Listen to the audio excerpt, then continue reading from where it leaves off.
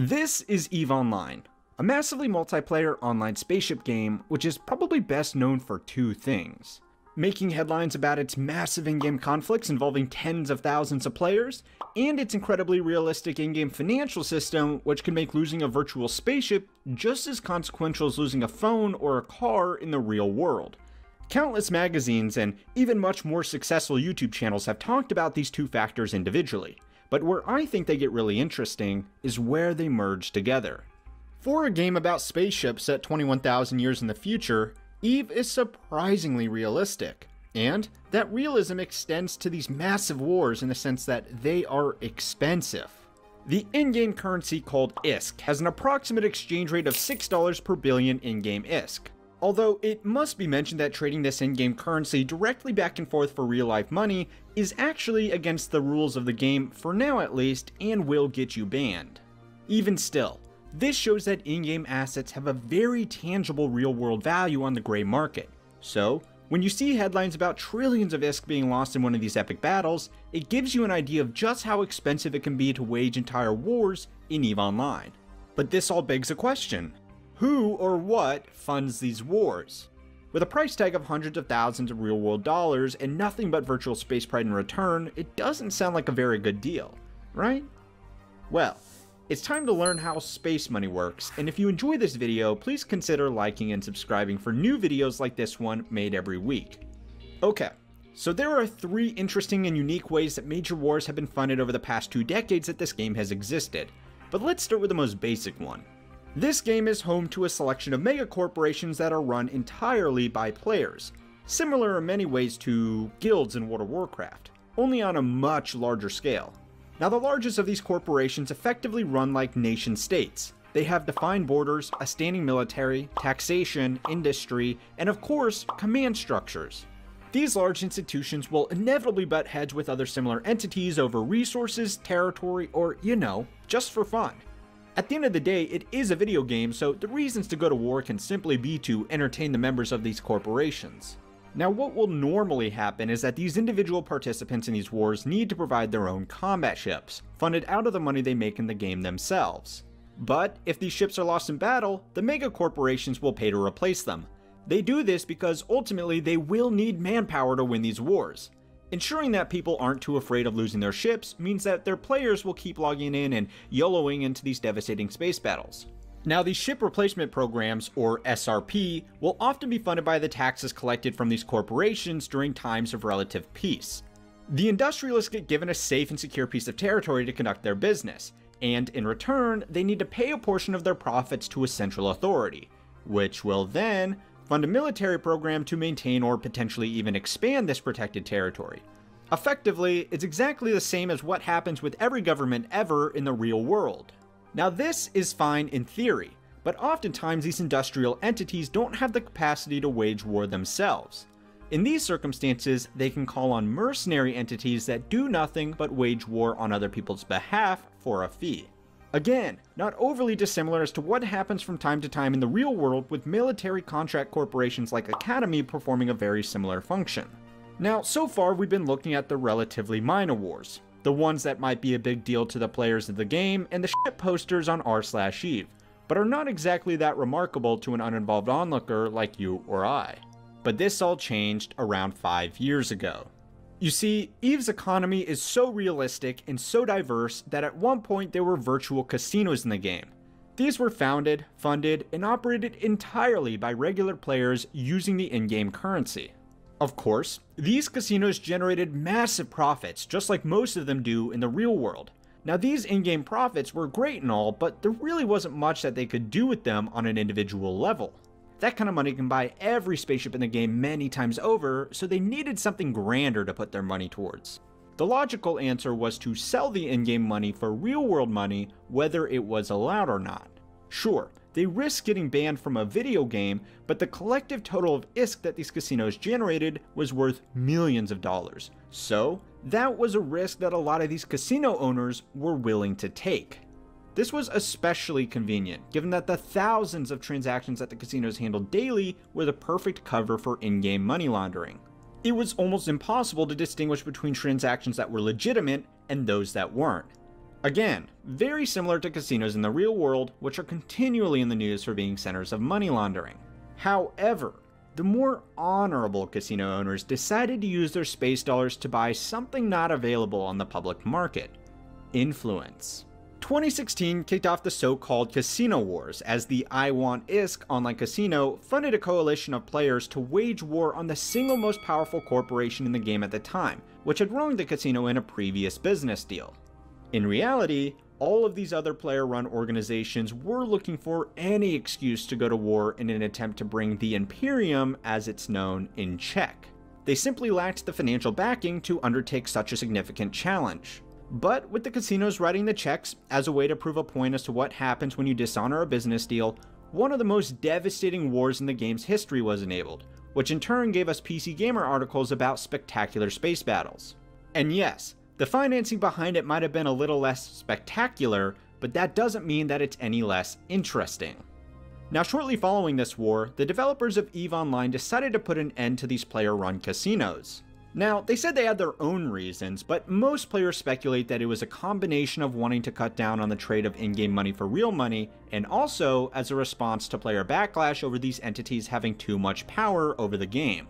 What this meant was that in 2020, there was a new funding model required. The old belligerents from the casino war were ready to go at it again, only this time a few things were different. For starters, the casinos were no more, which meant that no side would have limitless funding to them. What's more is that 2020 was a year of working from home with no other options for entertainment besides sitting in front of a computer playing video games. This was all shaping up to create potentially the largest conflict in the game's history, a conflict that would also be the most costly. The most crucial battles during this conflict were inevitably going to be decided by who could bring the largest ships in the game to bear: the Titans. These ships are extremely powerful, and were, at least up until recently, extremely rare. But changes in the game in recent years had meant that these industrial powerhouses could produce these once legendary ships as if they're Ford Model Ts.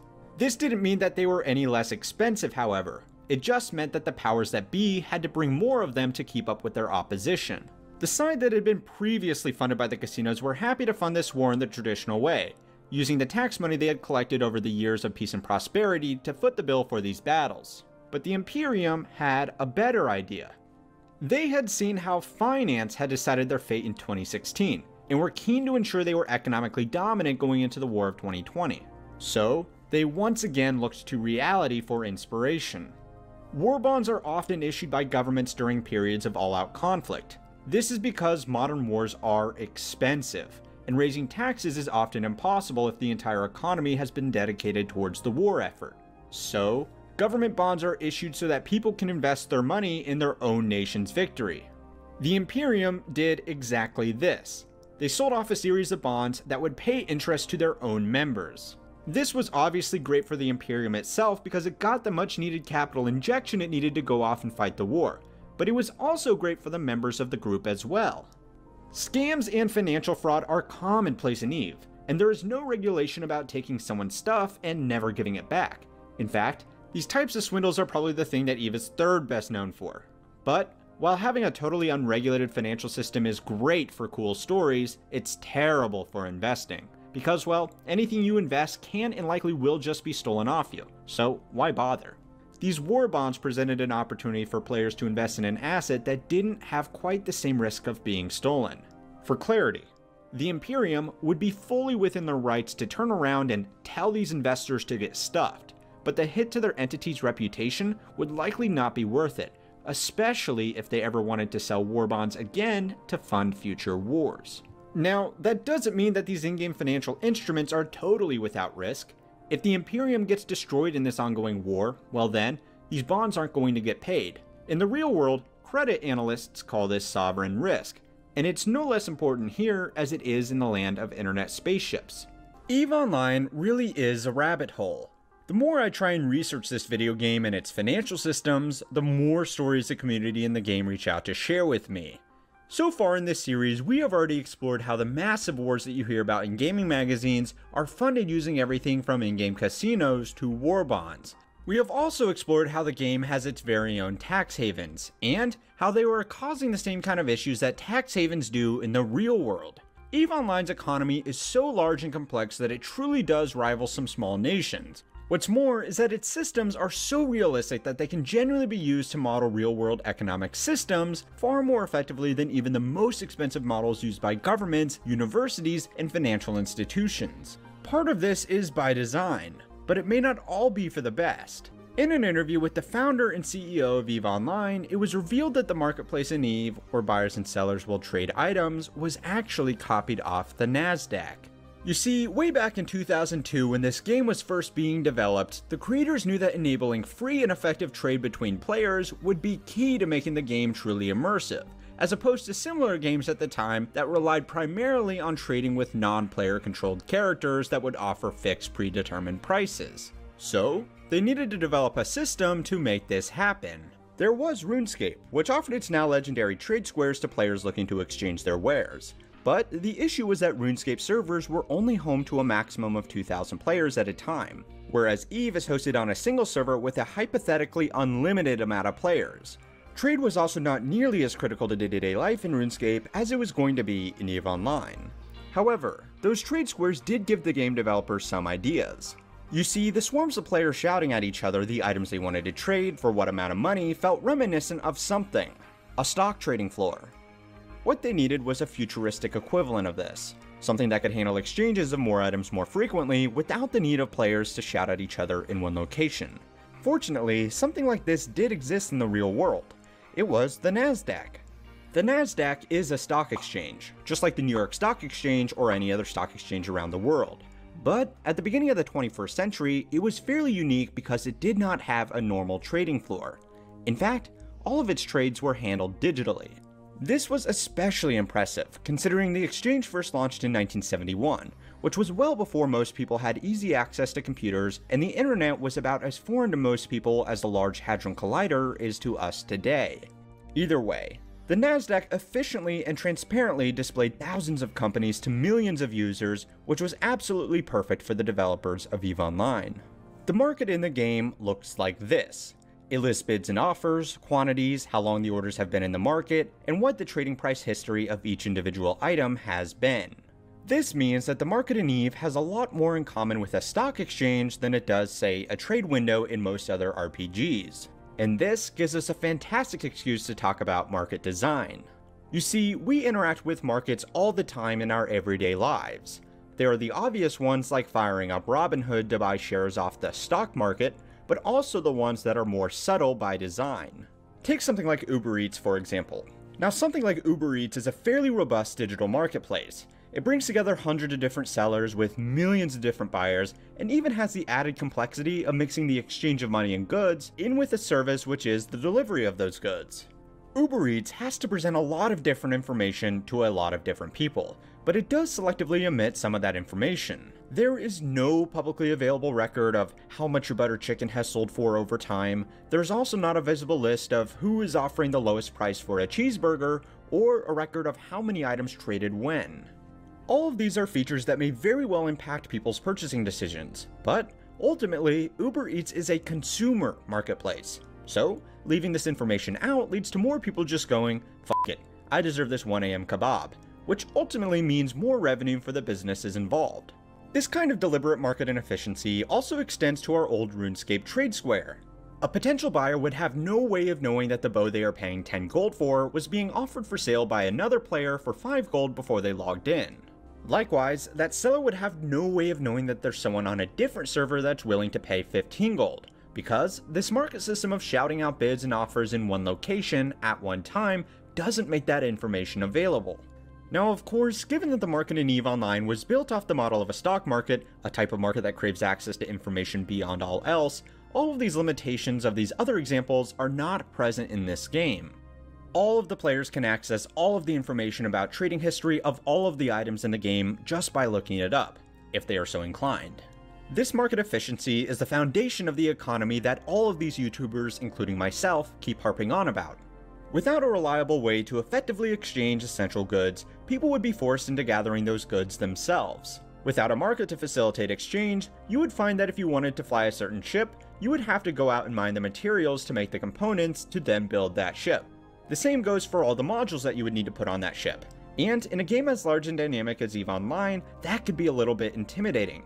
But because this market really is so efficient, it has allowed EVE players to become hyper-specialized, almost to a fault. You see, this market is so efficient and easy to work with that most players need to do very little to provide for themselves. They simply need to make as much money as possible in a short period of time as possible and use that money to buy anything they may need. While this type of role specialization is very useful in the real world, it's not exactly something that makes for a great video game which is supposed to be, you know, fun. Massively multiplayer online games tend to have a lot of very repetitive tasks simply by design, but when you combine this inherent grindiness with the push to specialize and trade, then things can go a bit too far. A common question EVE players will ask is how much ISK, the in-game currency, per hour an activity makes. This is exactly the same as asking how much you get paid per hour working at a job, only this time it's in a video game. The problem is that if a task in-game doesn't make enough money, then most players won't bother doing it, because they'd be better off spending their time on whatever does make them enough money. Now, this causes two major problems. The first is that it can make it very difficult for the game developers to introduce new features into the game, because if the feature does not generate enough profit for the players, it will mostly be ignored. And if it generates too much profit, then it will be relentlessly farmed day and night, destabilizing the wider economy. The second issue it causes is significant burnout amongst newer players. EVE Online is famous for having a very steep learning curve, and in the context of everything we have seen in this series, that makes sense. Imagine that you were a newborn baby and you knew nothing about the world and you were thrown out onto the streets and expected to find a high-paying job. Naturally, many players decide they are happy working just one job and give up after failing to carve out a piece of the incredibly competitive game for themselves. Now this is a real shame for two reasons. The first is that EVE really is a fantastic game once you get over the initial learning curve. There are people who've played the game for almost 20 years now and still enjoy logging in to see what this virtual world has to offer. But the second reason is that there are some tasks in the EVE economy that do need to get done, but won't be done by the more elite players. Think of these as the virtual space video game equivalent of minimum wage jobs. Great for people starting out, but if people are in these roles long term, you may have a problem with your economy. Anyway. On the opposite end of the spectrum from these entry-level jobs, the richest players in this game almost inevitably become market traders because it simply offers the highest possible level of income, assuming you have enough capital.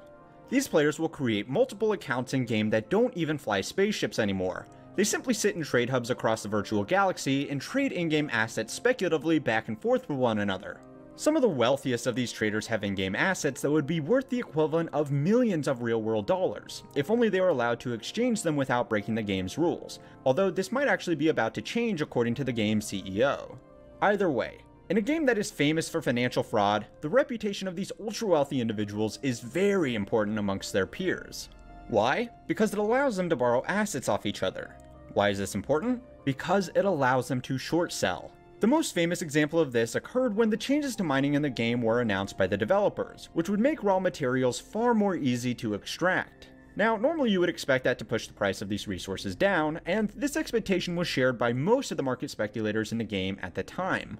So, those with the connections and resources to do so set up deals with large industrial entities to borrow strategic reserves of these raw materials, only to turn around and sell them straight on the open market. This meant that they could lock in the price that these materials were trading for while they were still very hard to mine in the game. It was hoped that after these changes, as more supply flooded the market, the price of these materials would drop where they could be purchased back at a lower price, returned to their original owner, and a nice healthy profit could be taken on the difference. This worked out pretty well for most of these traders, as the price of this in-game commodity did indeed fall to its lowest point ever, but the problem started when these speculators had to back out of their positions. The game developers slowly reversed the changes they had made to mining, which meant that materials became slightly harder to mine over time. This was combined with sweeping changes made to the game and a massive in-game war, so late last year, the price of this commodity almost doubled within the space of a month. This means that a lot of these wealthy long-term speculators were forced to cut their losses and close their positions before they went bankrupt. This resulted in one of the largest trading days in the game's history. A logical short position based on reasonable expectation of future decline being foiled by people playing on the internet? I wonder where I've heard that before.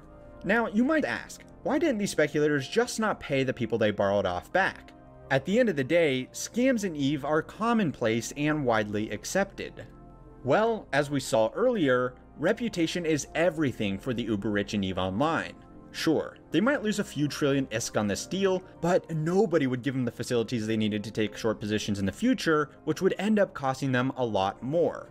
So yeah, I guess some players in EVE have an in-game credit score. Great. Nevertheless, most players in EVE were blissfully unaware of this going on at all, as they continued to bury their heads in their own in-game jobs and carve out a living in the most realistic virtual economy ever created. This is the largest trade hub in EVE Online, a massively multiplayer spaceship game with by far the most realistic financial system in the virtual world.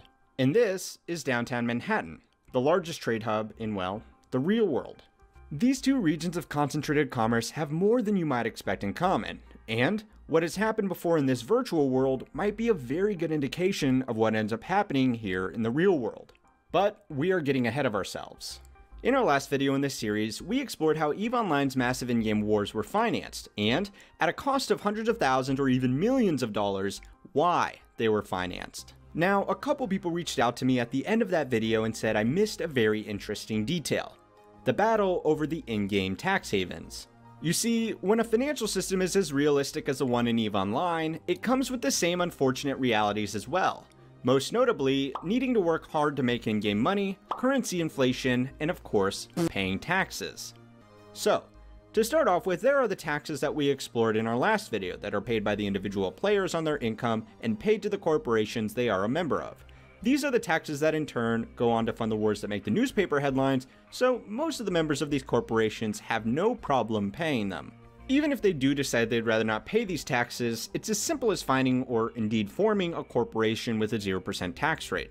Simple enough. There is, however, a type of tax that is far less popular among the players of this game, because it's much harder to avoid and doesn't get used to fund these epic space battles. These are the sales taxes. Every day, millions of transactions take place in the trade hubs across this virtual galaxy, as everything from basic supplies to huge speculative positions are bought and sold back and forth between the players of the game. Every time this happens, a percentage of the sale is taken out and paid to the Secure Commerce Commission, which is a not-so-subtle in-game equivalent of the American Securities and Exchange Commission. The only difference is that in the real world, the SEC is funded by a tiny fraction of a percent of these transactions, about $22 per $1 million in sales. In EVE Online, however, the transaction tax was around 2%. This by itself is pretty steep, and it's actually one of the biggest ways the game takes money out of active circulation. But things got really serious when this tax was doubled to more than 5% a few years ago. There were two important things that came out of this. The first was that suddenly a video game was making headlines for tax hikes, which is something I suppose, but more importantly, the financial elite of EVE needed to find a way around these new onerous tax rates. This was the solution. This is a Citadel, a space station that players in the game can construct and place almost anywhere in space. The largest of these structures can house their own market exchanges, which means it was possible for the players to build these structures on the outskirts of established trade hubs and undercut the new 5% tax rate being charged in the established centers. This worked really well, but it still caused a few problems. The first was the inevitable race to the bottom. These stations aren't cheap per se, but compared to the potential revenue they could generate as centers of exchange, their upfront cost was practically a non-factor. This meant that everybody with a few billion ISK to spare threw up these structures everywhere across the galaxy, and started competing with each other. Through the magic of free market competition, this pushed the tax rates in the Citadels from just undercutting the 5% charged in the public stations to practically zero. This caused a lot of problems for these would-be market overlords, because at a 0% cut, they were making no money at all, and couldn't afford the ongoing expenses required to run these stations. This meant that most people just let their stations fall into disrepair, but some stuck it out with the promise that if they were the last man standing, they could raise their rates once again and make insane profits off this market. In the real world, we call this anti-competitive pricing, which in brief means pricing your product cheaply, not because it makes good business sense to do so, but because it makes it impossible for people to compete, and once you have no competition for an essential service like, let's say, trade, then you can charge whatever you like. Now, in the real world, this particular business practice is illegal, and many major corporations have seen themselves in court for exactly this reason. However, as we've seen before, EVE Online has an almost totally unregulated financial system, so anti-competitive pricing is completely fair game. But there is one other thing that's allowed in EVE that's not so kindly looked upon in the real world, and that's shooting down your competitors' establishments. What this meant was that the real solution to this market competition problem was simply to forcefully remove the competition. Eventually, only the largest and most powerful alliances in the game were able to maintain these structures, and a price equilibrium was established at around 1% for every transaction. This was still more than enough for these empires to maintain and defend these facilities while making a healthy profit. In fact, these private trade hubs have become so lucrative that competition for them has been a major driver of the wars that we explored in our last video. Now, for a video game, this is great. Spaceship shooting at spaceships is what it's all about. But in the real world, governments wouldn't be quite as keen on seeing Amazon Express shipping some heavy artillery fire to Walmart because it happened to steal some of its customers. This means that more subtle measures are taken, but it also means that competition is an ever-present issue for small businesses, big businesses, and even governments. And here's where we can use EVE Online to teach us a lesson about that real-life trade hub. You see, New York is a lot like the old public trade station. It's home to the largest financial center in the world, but also some incredibly high state income taxes. For this reason, the state has seen an increase in its wealthiest residents moving just outside the state lines to New Jersey. New Jersey's state income taxes are far lower than those levied in New York, and it's still close enough to Manhattan that commuting in and out every day is possible. This exodus of wealthy New York workers across the Hudson is part of the reason why New Jersey has recently become the wealthiest state in the US, but this causes a lot of the same issues that we saw in EVE. The process of wealthy individuals moving to more accommodating regions is called capital flight, and there are a number of reasons why it can happen. The most common is to move away from poor living conditions. Wealthy people in nations with high levels of political instability and crime have been willing to spend millions of dollars to set up their families in more stable environments. Think of examples like people fleeing South Africa, and more recently, wealthy Chinese business leaders moving to nations like Canada, Australia, and the States. The other big driver of capital flight is to avoid tax. Although it must be recognized that this is far less common, especially when it involves moving from one country to another. But moving from one state to another, especially when that other state is only a few miles away, well, that's a different story. It's much easier.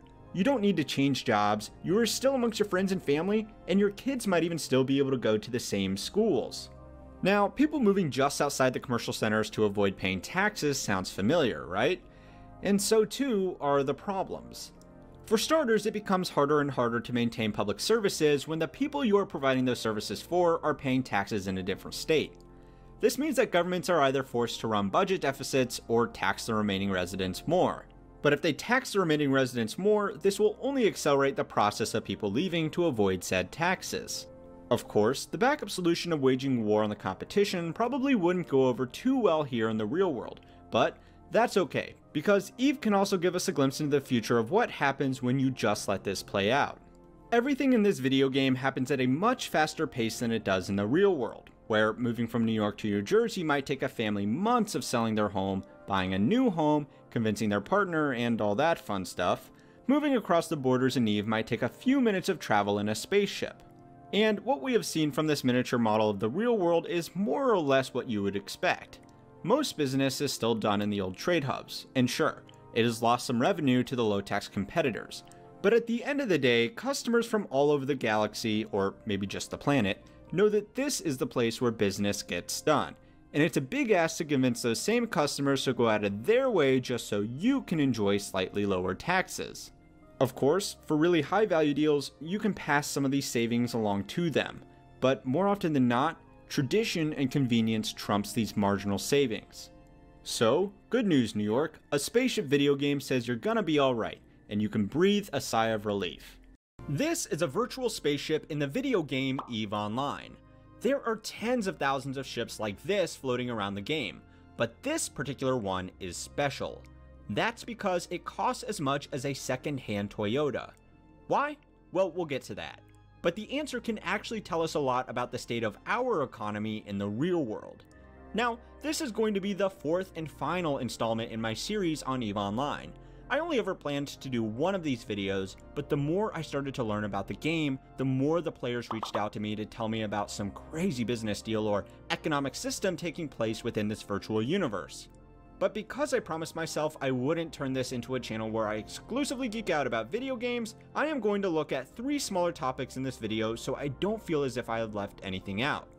Now, these mini topics are a look at the self-imposed recession the game is in at the moment, how this game is breaking our traditional understanding of the market for collector's items, and finally, what would happen to this video game if it allowed for the trade of in-game assets for real money.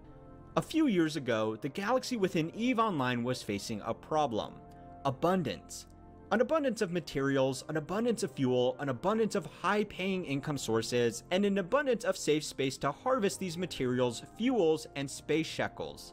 Now, while this might sound like a really good problem to have, and it would be in the real world, it does cause some problems in a video game. The biggest problem simply being that it's boring. Try playing GTA 5 with God mode hacks on, and after punching some fighter jets out of the sky, you are going to get bored pretty fast. And people were getting bored. The largest groups in EVE Online were, up until recently, playing a game of build as much as you possibly can so it becomes almost impossible for any smaller group to ever catch up. The fact that this is a video game and materials respawn naturally over time accommodated this mindset perfectly, but abundance does not drive conflict. If every country in the world had access to raw materials that respond on a 24-hour timer, there would be significantly less conflict in the world. Extrapolate that out to the extreme, and consider a world where there are no resource constraints at all. Theoretically, there would be no good reason to fight. Again, in the real world that sounds fantastic, and hopefully in the not so distant future, we really do live in such a post-scarcity society. But in a video game, even one as dynamic as EVE Online, it's the last thing you want, and so, the age of scarcity was introduced by the developers. The people that do play EVE know what this is all about. And for those of you who don't, CCP, the people who make the game, not to be confused with that CCP, basically made materials far harder to come by. They did this while simultaneously increasing the materials needed to build things like spaceships and modules in the game. A Titan, the largest and most powerful ship in the game, used to cost about 40 billion ISK to build, the equivalent of around $1,000 give or take a bit. Today, to build a Titan from scratch would cost around 250 billion ISK, more than 5,000 real-world American dollars. These ships were the mainstay of the largest player empires, but suddenly, these organizations are far less keen to take them into battle, because once lost, they will be very expensive to replace. This price inflation also extends down to other more common ships that get used every day. Even the most basic combat ships in the game have doubled in price, which is ironically enough actually suppressing the conflict that the game developers wanted to encourage with this change. Sure, the big empires will need to fight it out to control a diminishing pool of resources, which I'm sure will make for plenty of amazing headlines about epic space battles involving thousands of players, but the average player might just decide that collecting ISK has become too hard, especially when they need twice as much of it to go out there and fly a ship around. In economics, this whole scenario has a name. It's called stagflation, and it's really bad. Prices rising while income is falling means that people's quality of life will decrease rapidly, and that may be what is happening here.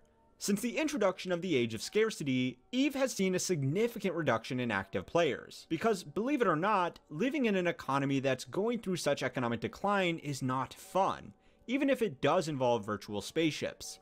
It's unusual to see an economy voluntarily subject itself to stagflation, but for what it's worth, some of the largest conflicts in the real world have followed periods of stagflation, so maybe the game developers are onto something here. Most ships in EVE Online can theoretically be mass-produced. Even the aforementioned Titans were, up until recently, being constructed on assembly lines all across the galaxy in huge numbers. But there are some ships in this game that are a little bit different. Alliance Tournament ships. The game developers used to have an annual in-game competition called the Alliance Tournament, or AT. This was a tournament that tested the skill of the top players in the game to see who was the best at shooting their opposition in the face. The reward for winning or placing in this competition was a selection of ships that were limited in number, normally to 50 each. It's kind of like if the Olympics gave out spaceships instead of gold medals. Anyway, the thing with these ships is that once they are given out, that's it. There are no more. If one gets destroyed, well then only 49 of them will remain in existence. That one is never coming back, and whoever was flying it will either have to buy one of the remaining ships or never fly that ship ever again. Now, of course, given their rarity and their prominent history, these ships have become collector's items, and expensive ones at that. But most of these AT ships are really good in the game itself. For people that don't play the game, think of it like being able to use a Formula 1 car at your local go-kart track. But here's the thing, their price actually depends a lot more on how good they are rather than how rare they are. There are some of these ships where only a dozen or so remain in active circulation, but they may not have stats in the game to make them that competitive. Now, normally to high-end status goods like this, performance doesn't really matter. A Rolex objectively keeps worse time than the phone in your pocket. But people pay for the prestige of the item because they are rare and can be used to impress your friends. Now, this is typically thought of as a supply-side issue. There is a limited number of these collectible items, so only the people who are willing to pay top dollar for them ever get any. But this dynamic here shows that the demand side might be a bigger factor than most people realize when studying these bizarre marketplaces. Now, despite all of that, you might still think, who the fuck uses something so valuable in a video game when it could be lost by something as simple as your internet going out? Surely it takes a special type of person, right?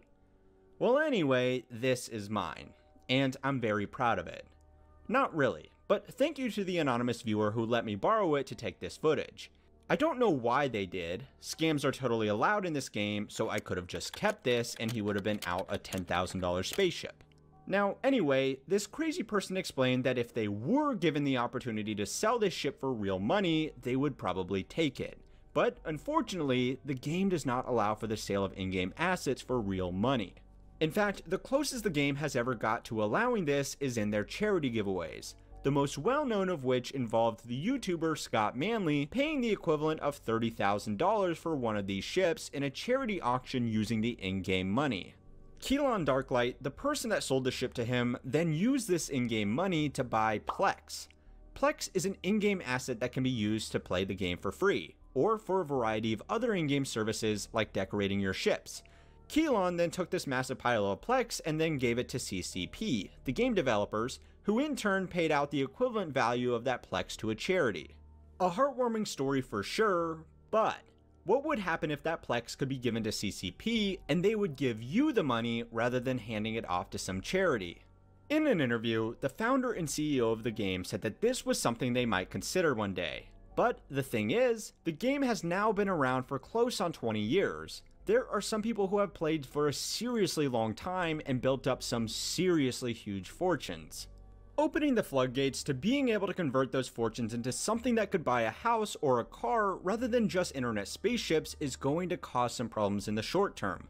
Mostly, everybody will just be trying to sell off everything they own, which will make the price of the in-game assets fall, and the price of Plex, the item that is required to facilitate this exchange, skyrocket. Now, this means that most players won't actually be able to realize the market value of their internet spaceships, and would likely end up only selling them for pennies on the dollar. But it would be good for those people that actually pay money to enjoy the game, so it really is not as crazy as an idea as most people think. In the short term, it would be chaotic. But in the long term, it may genuinely add a level of stability to the virtual economy and make all those headlines about million-dollar spaceship battles all more relevant.